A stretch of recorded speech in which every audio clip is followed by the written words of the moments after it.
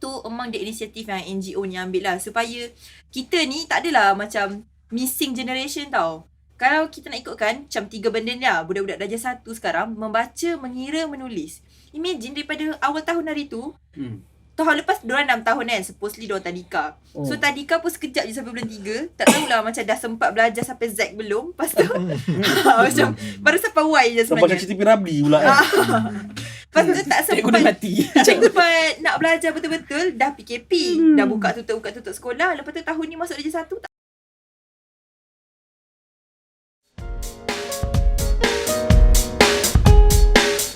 Okay, so tadi kita dah wrap up everything yang pengalaman mereka dekat luar negara, dalam negara tentang cara pembelajaran zaman diorang lah.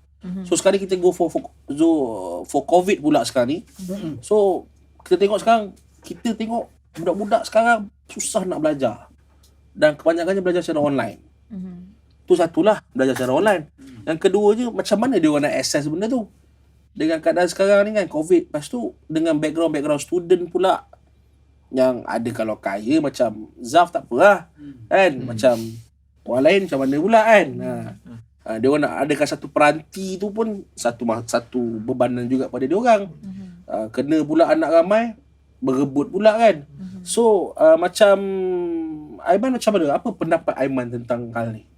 Kalau macam saya pernah merasai lah, melalui lah 2 semester kelas online. Kalau macam untuk saya sendiri yang student universiti pun, macam nak guna kelas online ni, kita buka laptop je. Lepas tu lecturer tu sama ada dia record awal ataupun time kelas tu dia bercakap lah live kan.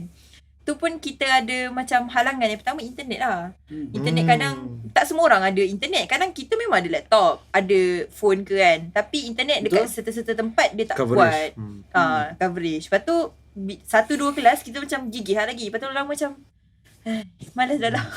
Lala nampak lecturer tu macam robot. Yang keduanya, ada juga orang yang internet dia laju tapi dia tak ada gadget. Maksudnya kalau macam tu lah, dah satu rumah tu itu laju. coverage laju. Contohlah dia duduk dekat kawasan macam Gombak ke kan. Macam Gombak. Gombak Taman Selasih. Taman Selasih lah kan. Okay. Contohlah family ada 5 orang, mak, ayah, anak 3 orang. Anak satu sekolah menengah, 2 sekolah rendah. Mak tak kerja, ayah kerja. Ayah je ada handphone. Contohlah ayah je yang bekerja, lepas tu ayah je ada phone. Ni macam mak ada phone tapi phone tak berapa nak pintar. Kan kita telefon pintar sekarang kan. Aku jam jap. Maksudnya phone biasa je lah. Susah sikit kalau nak access benda-benda online ni kan. GPRS lah, handphone tu ada GPRS. Bukan 3G. Phone lama lah.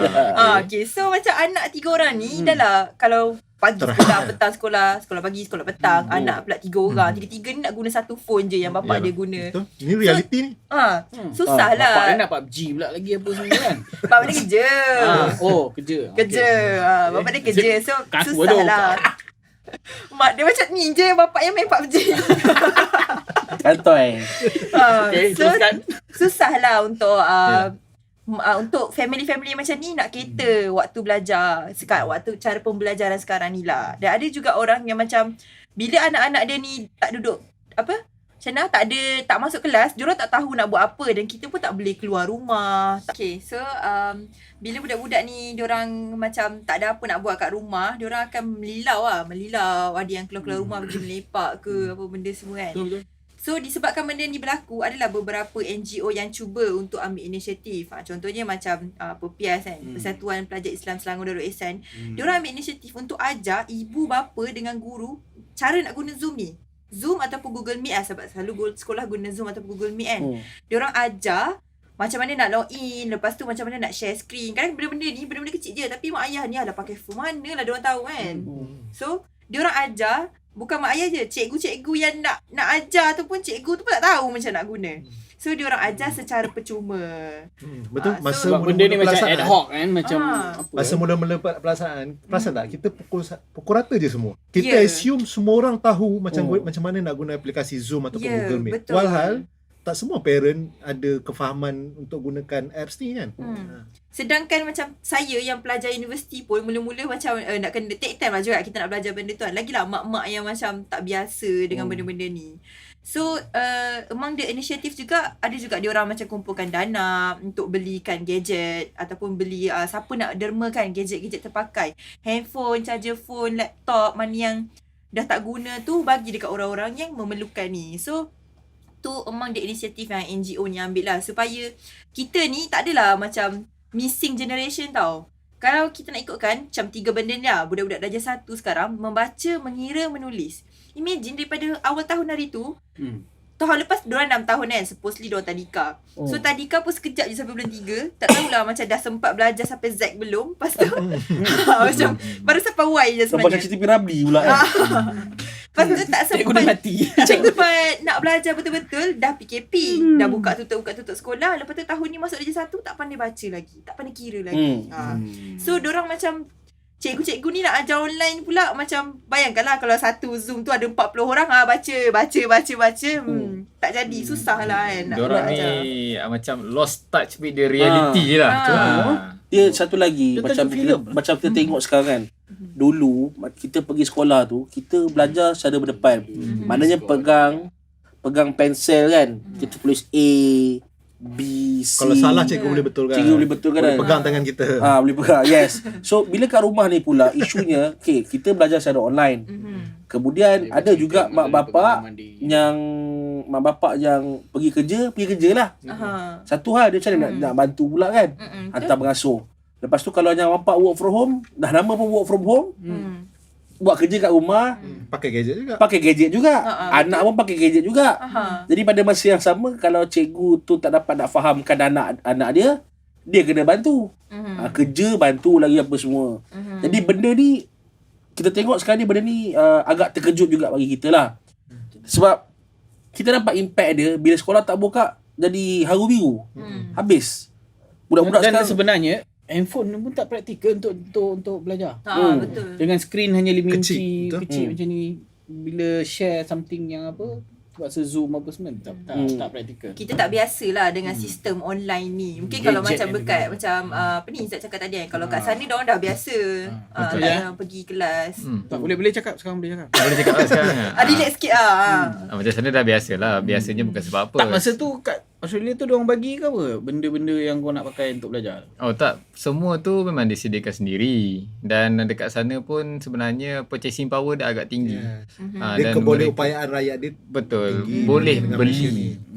gaji pula okey. Walaupun sana GST mereka tinggi, tapi gaji mereka yang dapat tu berpadanan lah dengan cukai yang dibayar. Jadi diorang boleh nak ada segala-gala equipment yang ada. Budak Ni yang sekolah- kita nak highlight hari ni. Supaya kita perlu tengok contoh-contoh yang ada dekat luar negara yang pelaksanaan dia telah pun terbukti berjaya, supaya kerajaan ataupun kepimpinan utama boleh ambil contoh dan ikut. Bukannya kita hanya terus membuat eksperimen dekat penguatkuasaan yang nak dibuat. Kan? So bila dah buat netizen bising sikit, you turn balik. Kesian lah, banyak kali Sebab tukar-tukar. benda ni menganiaya ataupun memperjudikan nasib para pelajar dekat luar sana. Tengok contoh hari ni, pelajar SPM. Hari ni 9 Februari. Dah hari terakhir dah bersemuka untuk pelajar-pelajar SPM. Dah tak boleh pergi sekolah dah besok. So bertukar-tukar pelaksanaannya. So mereka ni nak tempuh peperiksaan yang besar ni, SPM ni. Lagi beberapa hari saja lagi. Tapi still lagi membuat percubaan-percubaan pada para pelajar ni, yang mana dia mengundang sebenarnya ketidakstabilan. Pelajar ni akan jadi lebih stres. Kita zaman periksa kan, SPM lagi 2-3 minggu, kat situlah kita nak beri tumpuan, nak beri fokus. Tapi kalau siapa yang berani ganggu fokus kita, silap-silap boleh sasau. Dan kita tengok juga Contoh kemudaratan ni bukan hanya mengundang kepada pelajar je, mak bapak pun sama terjejas, stres. So macam Fahmi ada yang belajar Online PDPR ni online. So macam mana? Itu lah, nampak anak aku tu nak kata sasau tak sasau lah, tapi stres tu nampak lah. Dia akan bertanya bila habis PKP apa semua, sebab satu diorang dah biasa dengan sosial, pergi sekolah, jumpa kawan-kawan. Ni hari muka tengok muka bapak dia kan. Bapak dia pun kalau kat rumah bukan mandi pun. Jadi macam tu muka bapak kan. Tengok Arnab je. Tengok Arnab cakap dengan binatang. Jadi nampak stres tu ada. Tapi kita sebagai mak ayah ni kena ada part kita kat situ lah. untuk Support. Bagi sokongan moral lah. dia. Lepas tu satu lagi, jangan terlalu kongkong, jangan maksud aku, jangan terlalu bergantungkan anak-anak tu dengan gadget-gadget lah. Kau boleh suruh dia keluar. Macam anak aku suruh dia pergi tanam pokok kat luar. So aku pergi kedai RM2 ekor tu, aku belikan benih-benih pokok. Lepas tu kadang-kadang kita orang makan buah, aku ambil dia punya Biji biji dia. Lepas tu sekarang ni dah berbuah. Jadi Tu dia cara ada rasa release lah. release kat situ. Release, yes. So, Cara untuk release tension lah tu. Betul, sebab pembelajaran online ni kita Rock melon dia dah buah pasal ni dah. Jadi dia ambil video apa semua, dia share kat dia punya group cikgu WhatsApp apa semua. Betul. So dia ada benda lain yang dia Dia buat. excite nak buat. The funny thing is sekarang dulu kita menjadikan smartphone lah tempat untuk kita escape reality. Yes. Tapi sekarang ni dunia luar tu lah Ha. untuk kita escape daripada reality. Itu yang agak kelakar sebenarnya. Sebab semua sekarang dah jadi base terbalik. kepada Gadget. teknologi gadget dan sebagainya. Aku bagi dia akuarium kecil tu, aku suruh dia pergi kat longkang Mhm. rumah aku tu, pergi tangkap ikan gapi tu. Aku ajar dia buat bubur daripada Tapi betul lah apa yang mineral. Izzat cakap tu betul lah. Dulu sebelum COVID ni ada, kita banyak rely on our gadget. Info apa kita nak beli apa semua dengan handphone kita lah. Tapi bila COVID datang ni, kita dah reliable dengan gadget sampai akhirnya kita terpaksa keluar cari kebenaran. Ya, ya betul. cari kebenaran. Keluar daripada gadget untuk cari kebebasan. Kebebasan. Yang betul lah kebebasan. Kebebasan berbetul kebebasan. sikit lah. Untuk rasa kau hidup dalam dunia ni, kau kena keluar kebenaran, daripada eh. gadget. Ni bukan boy. So tadi pun Aiman dia cerita tentang apa inisiatif yang Persatuan Pelajar Islam Selangor Darul Ihsan buat. Jadi di GPMS pun ada buat juga, Gabungan Pelajar Melayu Semenanjung, Cawangan Selayang pun kita buat benda yang sama juga. Kita buat inisiatif satu keluarga satu peranti, satu tablet. Jadi alhamdulillah kita dah ada beberapa penyumbang yang sudi sumbangkan kewangan dan juga barang-barang yang terpakai lah dalam keadaan yang baik. Jadi kita pastikan untuk make sure, walaupun kita banyak cerita tadi pasal pro and cons gadget ni lah kan. Tapi akhirnya benda tu juga yang paling penting, yang akan terus memastikan anak-anak kita dia terus dapat belajar dan dapat pendidikan yang sepatutnya. Kita bukan nak tolak 100% kan, tapi satu Biar seimbang lah. kau kena seimbang. Macam aku as a parent yang ada anak yang belajar tu, kau kena sokong anak kau, lepas tu kau kena tengok sekitaran kau macam mana kau Satu lagi counter benda COVID ni. pengalaman aku tengok anak-anak ni belajar PDPR online di rumah ni, dia agak work hard tau. Sebab tu dia boleh mengundang depress ni, dia boleh stres, mengundang stres pada anak-anak ni kan. Sebab kadang-kadang kelas kita bukan nak condemn apa-apalah kan, cara pembelajaran guru-guru ataupun selain daripada itu, tapi kadang-kadang kelas mungkin 15 minit. Sepatutnya kelas 45 minit ke 1 jam, tapi kadang-kadang berlangsung 15 minit. Kita faham lah awal-awal ni dengan faktor signal ataupun coverage internet tersangkut-sangkut. Lepas tu dengan cikgu tengah menyusun silibus, cikgu biasanya akan pendekkan pembelajaran tu kepada 15 ke 30 minit. The rest is student buat kerja sekolah, siapkan, ambil gambar, post balik kat cikgu. Macam aku dah tengok anak aku, dia lepas habis kelas tu, dia orang akan request, cikgu janganlah padam dulu. Dia berborak apa. Jadi biarlah kan. Betul. Dia Yes, berborak. Sebab human dia orang touch, human touch ni sebenarnya paling penting. Cikgu dia pun nampak stres kat situ kan. Betul, cikgu pun ada anak juga. Bila dia apa online kelas tu, dia orang pun borak-borak, biarlah. Ingat anak-anak kita pun perlukan juga kemanusiaan. Cikgu pun stres. So inilah elemen yang kita perlu tanam supaya anak-anak ni boleh bersosial. Kita tak nak besok bila hilang entiti pendidikan secara bersemuka ni, hilang juga identiti sebagai seorang manusiawi. Yang bersosial lah. Hilang bersosial. Sosial masyarakat. Aku nak share juga apa inisiatif yang kerajaan negeri dah buat kan. As a anak Selangor, aku impress lah apa yang kerajaan negeri dah usahakan. Yang mungkin kerajaan negeri lain tertinggal sedikit lah. Selangor ni agak advance. Antaranya EPTRS yang pusat dulunya secara fizikal. Program tuition rakyat. Dulu buat secara bersemuka di pusat-pusat khidmat Dewan Undangan Negeri kan.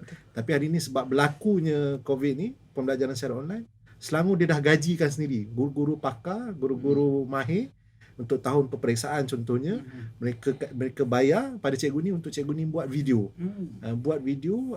Tentang topik-topik yang akan ada dalam exam nanti contohnya, dan benda ni boleh diakses oleh pelajar-pelajar sendiri terus, dan dia secara record. So maknanya bila nak buat ulang kaji boleh tengok secara ulang-ulang video daripada cikgu-cikgu pakar di sini. Ini inisiatif yang kerajaan negeri dah buat.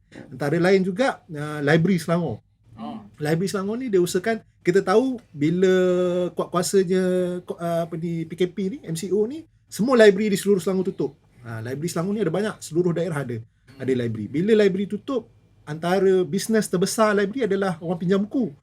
So tersangkutlah untuk orang dapat pinjam buku, tersangkutlah untuk orang baca buku.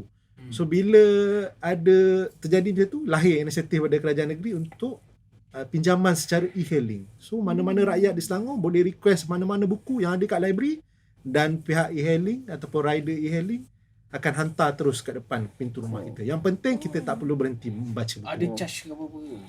Charge minima untuk rider e-hailing saja. Ikutlah macam Lala Move 1 km RM1. Kita nak senarai buku apa semua tu? Senarai buku kita ada web page yang boleh akses library punya. So kita boleh tengok buku apa yang ada, ataupun kalau susah sangat memang kita boleh cari apa saja buku yang kita ada, yang kita berminat, sebab kita boleh communicate Aku tolong tanya dengan Tok librarian. Along, dia nampak macam kurang baca. Kita boleh request terus kat librarian, kita nak buku Harry Potter, so librarian akan carilah untuk kita dan terus post kita. Lepas tu elemen yang library terapkan ni adalah elemen manusia ni. Dia bukan cakap dengan robot kita nak sekian-sekian. Kita request, librarian akan bagi feedback. Macam saya dah guna dah Selangor hebat pada Australia lagi. Saya agak impress sebenarnya dengan Selangor punya. Macam saya Physical tau. saya dah guna dah Physical touch. khidmat apa Nampak. Book fly to you. Book Fly to You. Saya dah tempah, bukan tempah lah. 2 buku. Satunya buku pasal Pericles, satu lagi buku pasal Plato lah. Dia membaca tau. Baca. Dia membaca tau. Aku ulas buku Pericles. Ada, boleh check dekat Selangor Library. Saya ulas buku pasal Pericles dan kelahiran Athens. Terciduk Bukan lah.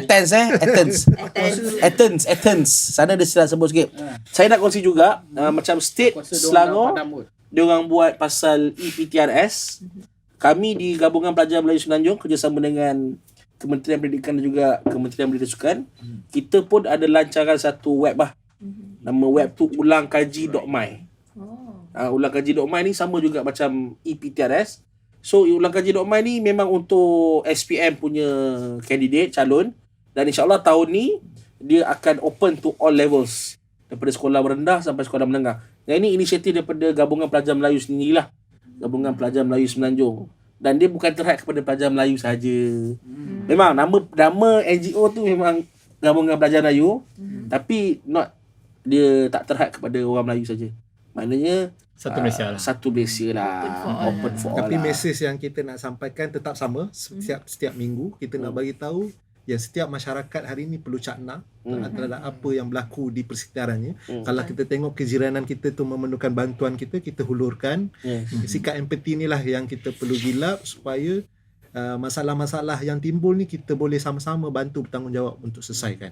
Kita jaga kita lah. Kita jaga kita, yes. Kita tak ada pilihan. Itulah yang ada. Allah jaga kita yang utamanya. Dan kita harap daripada pengalaman kawan-kawan yang kita share hari ini, daripada luar, dalam konteks dalam negeri, kita perlu kita perlu respon. Itu yang paling penting. As anak muda hari ini yang ada kat depan ni, kita perlu berani bersuara, menyuarakan kebimbangan kita terhadap perkembangan dunia pendidikan hari ini yang berlaku. Kita kena cepat supaya bila kita responsif, kerajaan ada batu yang kena kepala dia supaya buat pembetulan dengan cepat. Kita tak boleh mereka boleh bertindak supaya generasi akan datang ni tidak akan teraniaya lah dengan sistem pendidikan yang berani saya cakap kan agak flip-flop lah. Kucak kacir. Sekejap buat perutusan ini dan kemudian U-turn balik, tarik balik, perbetulkan balik. So saya rasa peringkat awal, fasa pertama kita boleh terima. Mungkin fasa kedua ni tak ada kemaafan lagi. Yang silap perlu dihukum saya rasa supaya pembetulan ini boleh berlaku dengan baik. perjalanan pendidikan perlu sederap maju ke depan supaya kita boleh maju, dan kita as anak muda kena suarakan sistem ini perlu diperbaiki, dan kita risau. Kita nak suarakan juga hari ini yang kita risau apa yang berlaku hari ini terus melarat dan tak ada baik pulihnya. Yalah. So impact ni sangat besar pada generasi. Akhirnya dia akan affect dan juga efek kepada inilah orang-orang sekeliling, terutamanya anak-anak ni lah. Dia tak dapat nak belajar, dapat pembelajaran yang sepatutnya. Dan dia, kalau orang cakap, dia akan membuatkan lagi benda ni berantai kepada orang lain. Mak bapak, cikgu. Mungkin mak bapak dengan cikgu boleh ambil masa lah, tapi kerajaan kena firm, jangan lagi flip-flop macam sekarang ni. Tak tahu apa nak jadi ni, kesian. Memang kesian lah budak-budak sekarang ni, memang kesian. Dia tak tahu nak pergi mana dah. Dia orang duduk dalam limbo. Nak belajar tak boleh, tak pergi sekolah, macam nak tulis macam mana pula. Nak mengira. Dia orang limbo, dia orang memang dalam limbo. Yalah. Sekarang tengah limbo ni. Tak tahu, flip-flop macam Azhar cakap tadi, dia flip-flop. Dia tengah limbo, dia tergantung. Where should I go? Where should we go? Mana direction dia, mana narrative dia kita nak bawa ni. Sekejap online, sekejap tak online. Sekejap boleh, sekejap tak boleh. Sekejap ketat, sekejap longgar. Kan? Macam mana? Baru-baru ni ada yang ni, rakyat 10 hari kuarantin. Menteri 3 hari kuarantin. Aku geram lah kan. Tak, dia jadi double standard punya polisi. Saya risau bila macam ni, bila benda macam tu pun dah boleh ada double standard, macam mana pula dengan isu pendidikan? Kita tak boleh keluar daerah, lepas tu dia boleh pergi keluar negara. Tak, saya Tu contoh. Saya faham. Itu yang kami risau kan. Itu yang saya bagikan kat sini. Bila macam tu pun dah boleh double standard, apatah lagi dalam isu pendidikan. Yang penting. Yang penting ni, the core of the nation. Yes. The core of the nation is education, pendidikan. Kalau tengok dalam belanjawan negeri, belanjawan negara, sektor yang paling banyak dibajetkan, dibelanjakan adalah sektor pendidikan. It's a core of the nation, tiang seri negara. Pendidikan kepada semua. Dari situlah terbentuk civilization.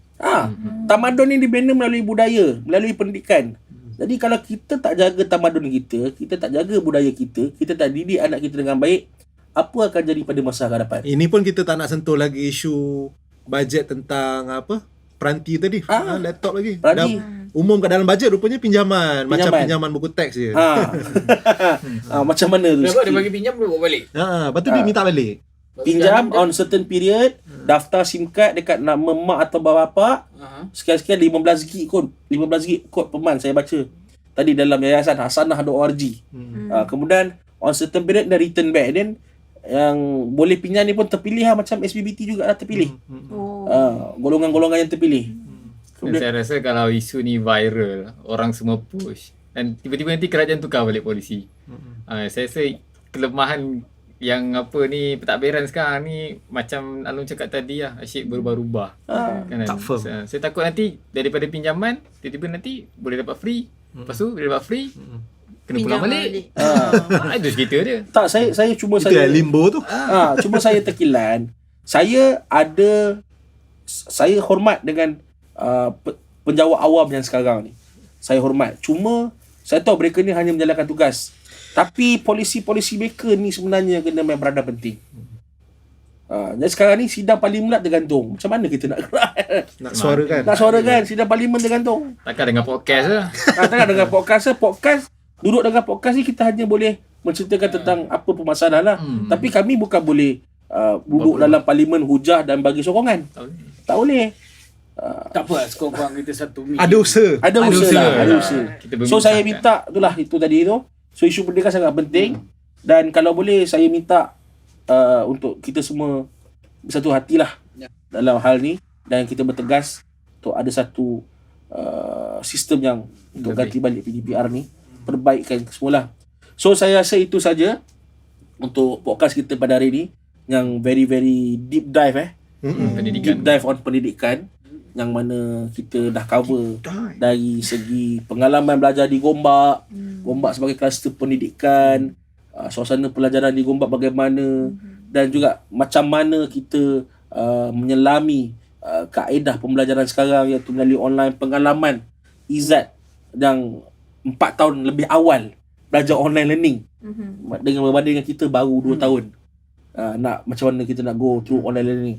Jadi saya harap kepada semua pendengar enjoy dengan kupasan kita, topik kita pada hari ini, dan saya mengucapkan terima kasih kepada panel kita ini, Izzat, Fahmi, Aiman, Zaf and the recording team on this second episode of Sembang Budak Gombak. Yeah. So insyaAllah kita jumpa lagi. Jangan lupa subscribe. Ni jangan lupa subscribe subscribe, share, like.